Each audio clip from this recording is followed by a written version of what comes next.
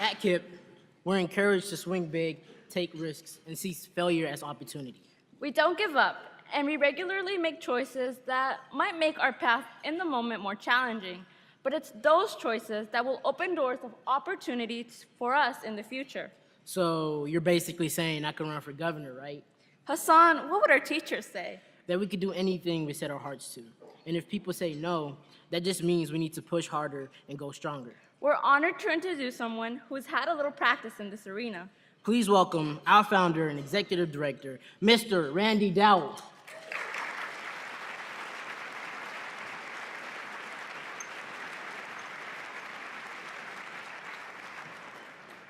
Good morning. First off, thank you to Governor Haslam. Just the quick turnaround from New Zealand to Nashville. I know you're tired, and this is also not where you permanently live, and so you've made a ton of sacrifice to be here with us this morning. So big round of snaps. Thank you for inspiring us and encouraging us to push on. I'd also like to take a moment to thank some elected officials who are in the room with us. Council members Fabian Bedney, John Cooper, Bob Mendez, and Tanaka Vercher, and school board members Christian Buggs and Jeannie Poopa-Walker. Thank you for being here and thank you for supporting us. So as I stand in front of this incredible room and this incredible group of supporters, which is our biggest Leaders and Scholars breakfast ever, I'm reminded of 9 years ago when we had our first Leaders and Scholars event. We were just a few blocks away at the brand new Pinnacle building on, I think it was the 18th floor. It was a floor that hadn't been built out yet, so it was construction materials everywhere. We had some round tabletops, and we had about 200 people in the room. Quick show of hands, was anyone there that day? It's awesome. We had a cold breakfast over paper plates and plastic utensils. I'm just giggling thinking about it, because I remember some people were like, what are you doing? In today's event, much bigger space, much fancier place settings, but the spirit is the same. We're huddled here today to talk about what we can do to build a better and brighter future for Nashville students. So thank you for being here. At that breakfast 9 years ago,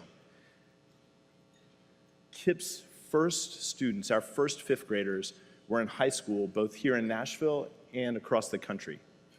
We also, and I was reflecting on this, our school was 200 students. That's it, at a single middle school. When I think back to those early days, two words come to mind: commitment and hustle. I'm looking at you, Matt Grace. Commitment and hustle. We knocked on hundreds of doors and sat in the living rooms with hundreds of families. Our team was driven by a steadfast belief that students deserved a better option.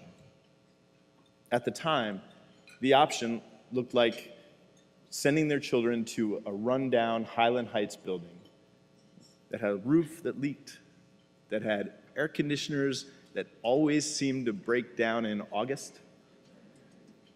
Every June, we'd have a blossoming of bats, like winged bats, flying through the hall every June. And we tried to get rid of them, and then we found out you can't get rid of them. There's no way. They just keep coming back. And since this is Black History Month, I wanted to share a line of a poem, an important poem, called Harlem by Langston Hughes. The first line of the poem, Langston Hughes writes a question. It's profound and important for us. What happens to a dream deferred? What happens to a dream deferred? I'll ask the question, what motivates or what motivated a parent all those many years ago to send their child to a school in that kind of disrepair? A school that was falling apart with a leaky roof.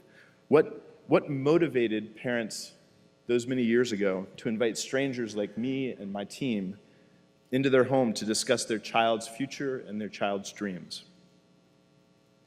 The first KIPP families took a chance on KIPP. They took a chance and sent their children to a school with broken air conditioners and bats. What happens to a dream deferred? The first KIPP families didn't want to find out the answer to that question. As parents, we do whatever it takes because we know that our children's dreams should never be deferred. 10 years ago, we held our first Leaders and Scholars Breakfast. 9 years ago. This is our 10th. Today, KIPP Nashville is 10 times bigger with 6 schools across Davidson County. Today, we educate over 2,000 students from kindergarten through 12th grade and are the proud supporters of more than 150 KIPP alumni who are currently in college or already out of college, making the world a better place. Today, at this very moment, while we're having breakfast, we have KIPP alumni walking the campuses of some pretty remarkable institutions: Vanderbilt, Spelman, Princeton, Duke, University of Tennessee, MTSU, Rhodes, Tennessee State, Georgetown, Wellesley, Fisk, and on and on. This year, with the addition of 4th grade at KIPP Kirkpatrick Elementary, we have successfully created a kindergarten through college graduation pathway for students in East and North Nashville.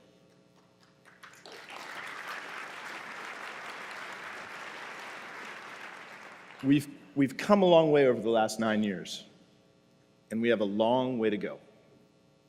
So I think about Langston Hughes' poem, "What Happens to a Dream Deferred?" Or worse yet, what happens to a dream never even imagined? One of our KIPPsters once said, "KIPP gave me the license to dream." Those words have stuck with me. Several years ago, as we began dreaming about what we could become as an organization when we grew up, I gathered a group of our high school freshmen, and I had lunch with them. These students all lived in Antioch and were taking the city bus for over 2 hours a day to go downtown, change buses, come out to East Nashville to attend high school at KIPP Nashville Collegiate High School.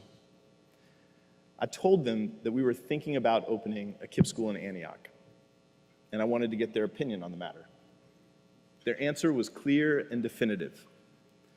"Mr. Dowell," they told me, "you have got to build a KIPP school in Antioch."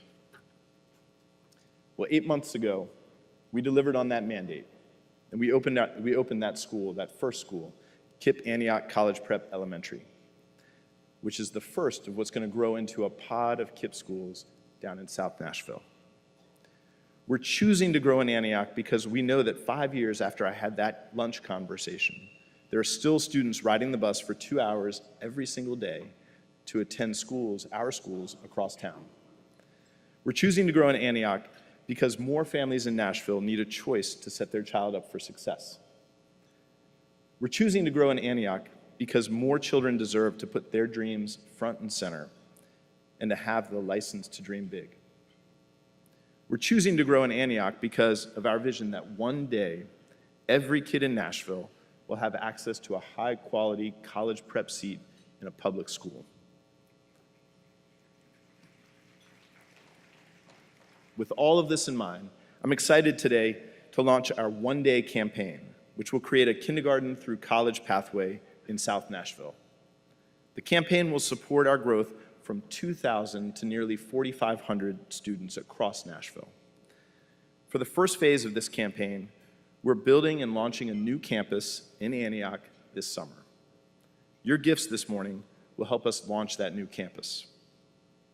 Right now, KIPP Antioch is educating, they're educating 141 curious and tenacious kindergartners who represent 6 nationalities and speak 10 different languages. For the initial 100 seats that we opened up last year, we received over 260 applications, more than 2.5 applicants for every seat. This year, we once again had more than double the demand for every seat that we made available. Families in South Nashville have made a loud and clear call for KIPP. With your help, we're ready to answer that call again.